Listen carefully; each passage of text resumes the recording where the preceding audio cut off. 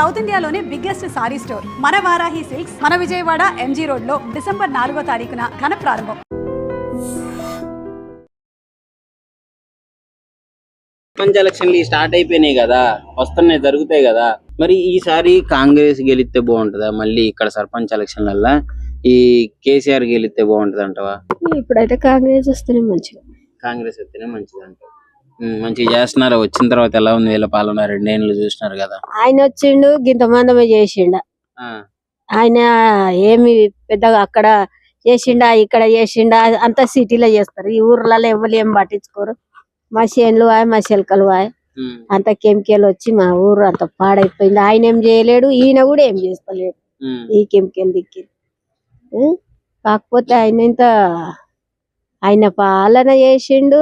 ఇంత భూమి కేసీఆర్ అది ఇచ్చిండు. ఏంటి భూమి బడ్జెట్ ఇచ్చే.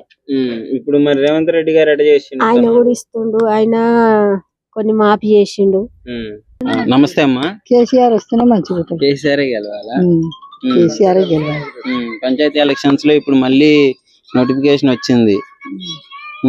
ఇంకొక 1-2 నెలల లోపే అయిపోతుంది మొత్తం. సో ఎలా ఉంది పరిస్థితి? ప్రజలు ఏమనుకుంటున్నారు అని? ఇక ప్రజల సంగతి నేను చెప్పలేను కానీ నాకైతే కేసీఆర్ కావాలి. ఎందుకనమ్మా? పింఛన్లు వేయించిండు. ఆయన 200 ఉండే పింఛన్లు వేయించిండు. పేదలకు బియ్యం ఇచ్చిండు దానం. ఇక అంతే వరకు తెలుసు నాకు. ఇప్పుడు రేవంత్ రెడ్డి గారు వచ్చి 2 ఏళ్ళు అవుతుంది కదా, ఈయన ఏం చేయలేడు. అడు ఏం చేయలేదు. ఫ్రీ బస్ ఇచ్చిన అంటుండు. ఫ్రీ బస్ ఇచ్చిండేమయ్యా, ఎక్కటో లెవెలో పోయిట లెవెలో మనకు తెలియదు. ఫ్రీ బస్ మీద పోయిట లెవెలో వస్తే లెవెలో మాకు తెలియదు. మేము మా అంతలు మేము పోతాం, మా అంతలు మేము వస్తాం బిడ్డ. మాకు అయితే ఏం తెలియదు. కేసీఆర్ గెలవాలి. సార్ ఇప్పుడు లోకల్ బాడీ ఎలక్షన్స్ వచ్చేసాయి, నోటిఫికేషన్ కూడా రిలీజ్ అయింది. యాక్చువల్లీ ఈ రోజు నుంచే నామినేషన్ కూడా. సో ఎలా అనిపిస్తుంది సార్? ఏ పార్టీ మళ్ళీ వచ్చే అవకాశం ఉందంటారు? ఈరోజు ప్రజాపాలన ఇంద్రమ్మ రాజ్యం తెలంగాణ రాష్ట్రంలో కాంగ్రెస్ గవర్నమెంటు ఎప్పుడు చేయని విధంగా అభివృద్ధి కార్యక్రమాలు చేయడం జరుగుతూ ఉంది. గతంలో ఏ ప్రభుత్వం వచ్చినా కానీ, ప్రభుత్వం అంటే ఇంతకుముందు 10 సంవత్సరాల క్రితము కాంగ్రెస్ గవర్నమెంటే ఉంది ఈ రాష్ట్రంలో, ఉమ్మడి రాష్ట్రంలో. తర్వాత ఇప్పుడు గవర్నమెంట్ వచ్చి 2 సంవత్సరాలు అవుతుంది. మధ్యలో టీఆర్ఎస్ గవర్నమెంట్ 10 సంవత్సరాలు ఉంది. కానీ ఇవాళ రేవంత్ రెడ్డి ప్రభుత్వము ముందు చూపుతోని అన్ని విధాలుగా ప్రజలకు ఏది అవసరమో అది చేస్తూ ఉన్నారు. ప్రతిపక్ష నాయకులు కొంతమంది బుద్ధ చల్లే విధంగా చిన్న చిన్న చూయించి ప్రభుత్వం మీద దుమ్మెత్తిపోయడం జరుగుతూ ఉంది. చిన్న పథకాలు ప్రాపర్ గా అందజేయడం రాలేదు. ఏమన్నా అడిగితే కేసీఆర్ ఖజానా ఖాళీ చేశాడు అంటున్నారు అని చెప్పేసి మాట్లాడడం జరుగుతుంది కదా సార్, దానికి ఏం చెప్తారు? నిజమే. ఇవాళ చూసినట్టయితే 2 సంవత్సరాలు గవర్నమెంట్ వచ్చింది, 5 సంవత్సరాలు ఉంటుంది గవర్నమెంట్. పోయిన టీఆర్ఎస్ గవర్నమెంట్ వాళ్ళు గిట్ట 10 సంవత్సరాలు వాళ్ళు టైం తీసుకొని చేసిన కాడికి చేసినవి కళ్ళ ముంగట కనబడతా ఉన్నాయి. కాళేశ్వరం కట్టిరు, కూలేశ్వరం అయిపోయింది. వాళ్ళే కట్టిరు, వాళ్ళే గూల కొట్టేసిరు, కథం అయిపోయింది. వాళ్ళ ప్రభుత్వంలోనే గూలిపోయింది మళ్ళా. అట్లాంటి కార్యక్రమాలు తీసుకుంటే ఇప్పుడు నాగార్జున సాగర్ ఉన్నది, శ్రీశైలం ఉంది, ఇలాంటి ప్రాజెక్టులు చాలా కట్టిరు. కాంగ్రెస్ గవర్నమెంటే కట్టింది. మరి ఎక్కడ ప్రాబ్లం లేదు. ఇప్పుడు 50, 60, 70 సంవత్సరాలు నాగార్జున సాగర్ కట్టి ఈరోజు పక్కడబందికి ఆ రోజు ఏ విధంగా కట్టిరో నాణ్యతతో కడితే ఎప్పటికి స్థిరంగా ఉంటుంది. కానీ ఏదో పబ్లిక్ నమ్మేయడానికి, ఓటు బ్యాంక్ కోసం మేము చేస్తున్నామని చెప్పడానికి చేసి అది కూలిపోవడం జరిగింది. గతంలో చూస్తే ఇప్పుడు ఇందిరమ్మ చీరలని ఇచ్చిరు, ఎంత బాగుందో చూడండి.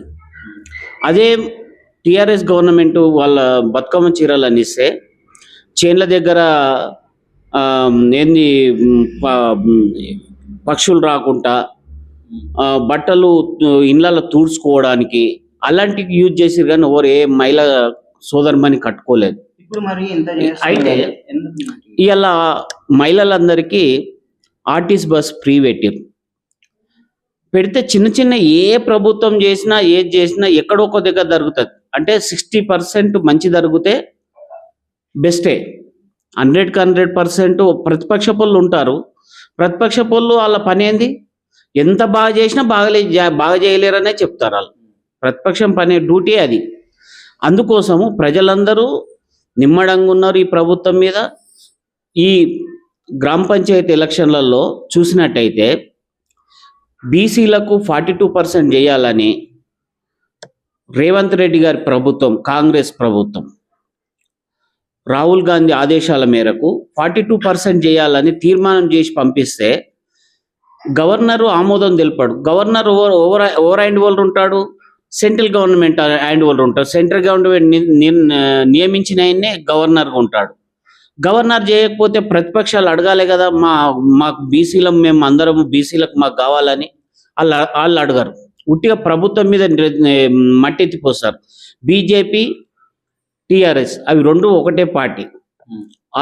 వాళ్ళిద్దరు ఒకటే అయ్యి చీకటి ఒప్పందం చేసుకొని ఇవాళ బీసీలకు అన్యాయం చేస్తున్నారు. వాళ్ళే బీసీలందరి గిట్ట గమనిస్తున్నారు.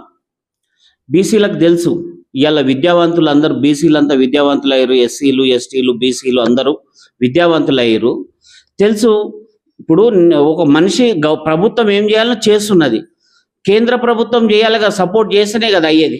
కేంద్ర ప్రభుత్వం చేయనిస్తలేదు. ప్రజలందరికీ తెలుసు. ఇవాళ బ్రహ్మరథం పడుతున్నారు.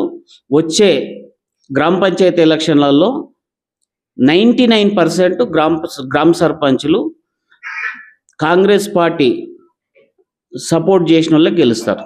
చూసినారు కదా పరిపాలన. ఇప్పుడు కాంగ్రెస్ ని 2 ఏళ్ళు చూసినారు, గతంలో బీఆర్ఎస్ వాళ్ళని చూసినారు. సో ఎలా ఉంది? ప్రజలకు మంచి చేసే ఆ తత్వం ఎవరి దగ్గర ఉంది అనుకుంటున్నారు? ఎవరి దగ్గర ఉంది? ముందు పోయినాయనే ఒక రకం మేలు అనిపిస్తుంది మాకు, అంతేగాని ఈయన వచ్చి ఏమి అంత ఊర్దార్పం చేసింది ఏమి లేదు. అదే పైసలే ఇస్తున్నాడు, ఏం లేదు ఆడ, ఏమి వస్తలేదు.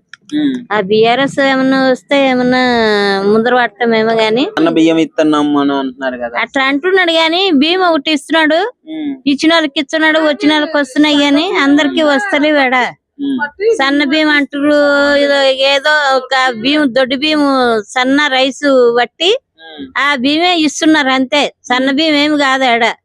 ఆ దొడ్డు బియ్యమే సన్నగా మిషన్ లో గ్రైండింగ్ చేసి ఆ బియ్యం ఇస్తున్నాడు అంతే. వండితే మంచిగా ఉండట్లేదా? మంచిగా ఉంటది. సర్పంచ్ ఎలక్షన్లు వస్తున్నాయి. గతంలో ఇప్పుడు జూబ్లీ హిల్స్ ఉప ఎన్నికల్లో కూడా కాంగ్రెస్ సత్తా చాటి మేమే గెలుస్తాం అన్న నమ్మకంతో అయితే ఉన్నారు కాంగ్రెస్ వాళ్ళు.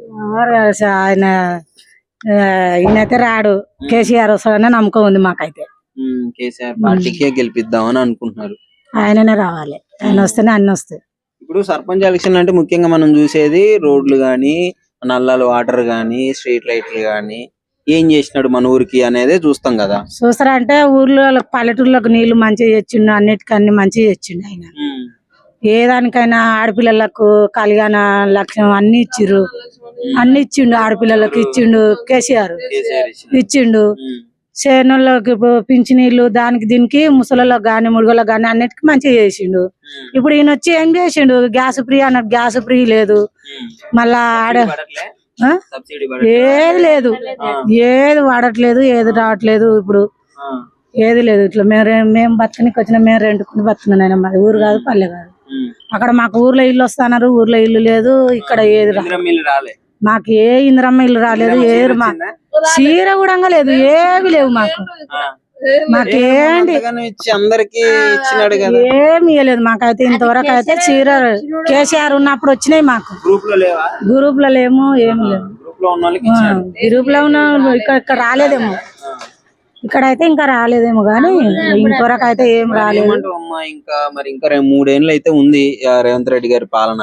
మరి దాన్ని బట్టి సర్పంచ్ ఎన్నికల్లో కాంగ్రెస్ ని గెలిపించుకుందాం అనుకుంటున్నావా, లేదు మా కేసీఆర్ గారు వస్తే ఇంకేదన్నా చేస్తాడు అని మీరు అనుకుంటున్నారు? కేసీఆర్ వస్తేనే అన్నిటికన్నా వస్తాయి.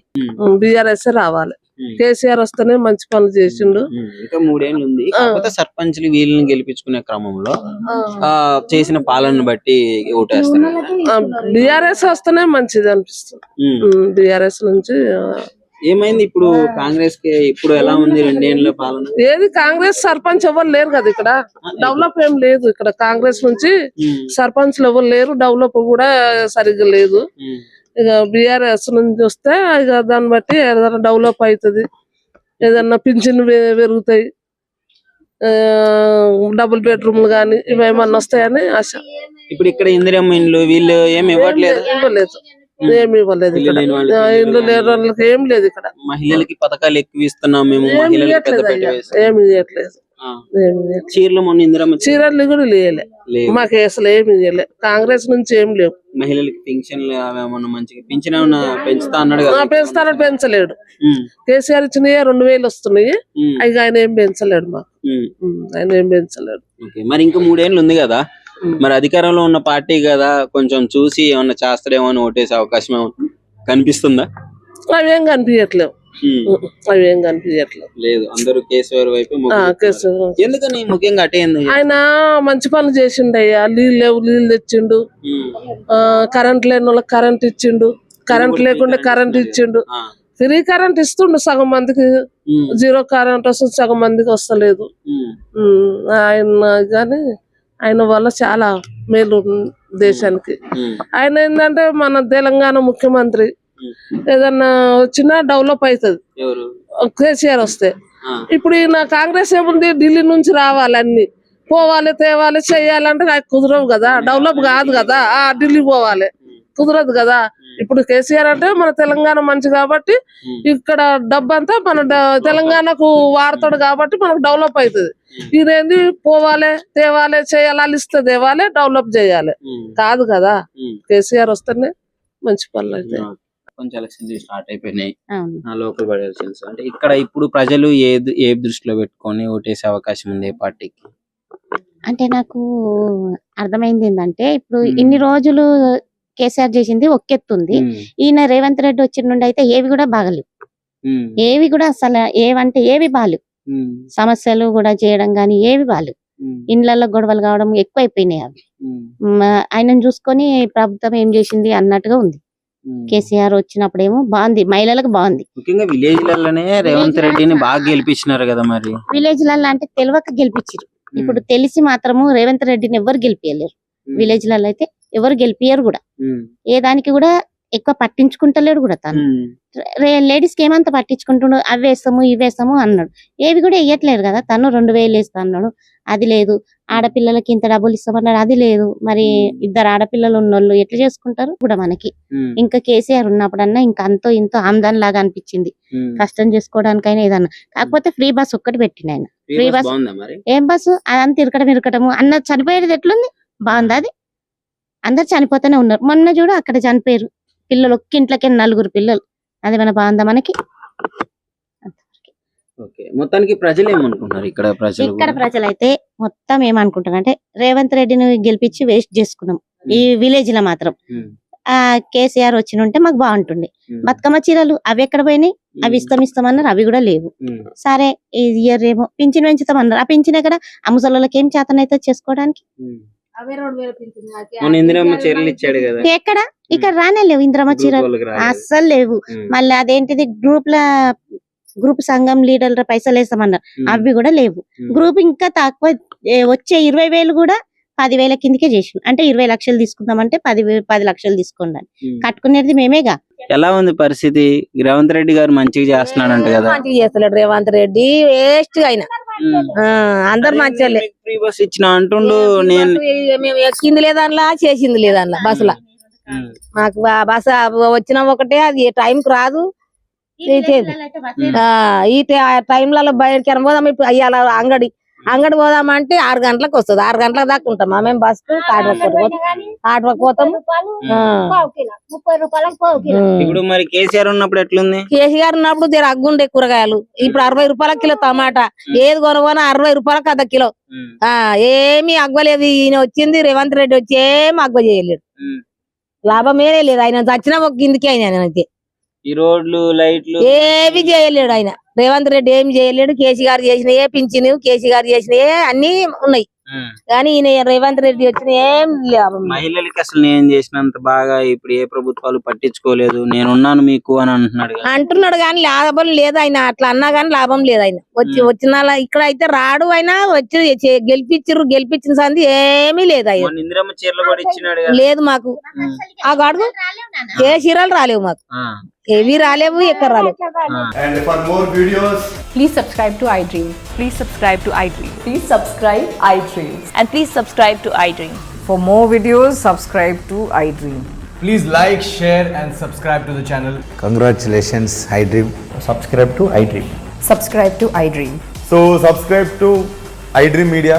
iDream ki iDream team andarki huge congratulations. Please subscribe iDream Media. Please subscribe to iDream. Subscribe iDream. Please subscribe to iDream.